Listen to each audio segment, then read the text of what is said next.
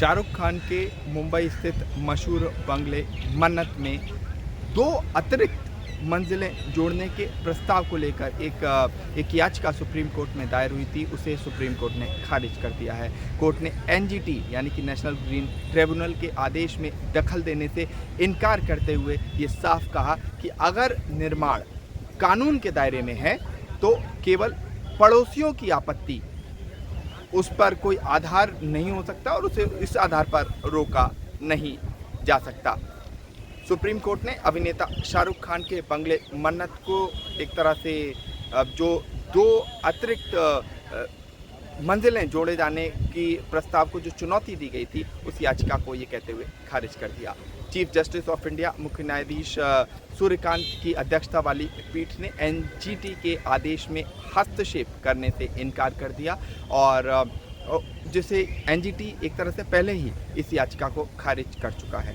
सुनवाई के दौरान याचिकाकर्ता की ओर से वरिष्ठ अधिवक्ता शोएब आलम ने दलील दी कि मामला सिर्फ इसलिए अलग तरीके से नहीं देखा जाना चाहिए क्योंकि इसमें एक तरह से बड़े फिल्म स्टार का नाम जुड़ा हुआ है। 3 जजों की पीठ इस मामले की सुनवाई कर रही थी। उन्होंने उस पीठ के सामने कहा कि याचिकाकर्ता एक सम्मानित सामाजिक कार्यकर्ता हैं और पहले भी कई मामलों में उनका नाम एक तरह से कई खुलासे कर चुके हैं और इसलिए उनकी याचिका सुनी जाए।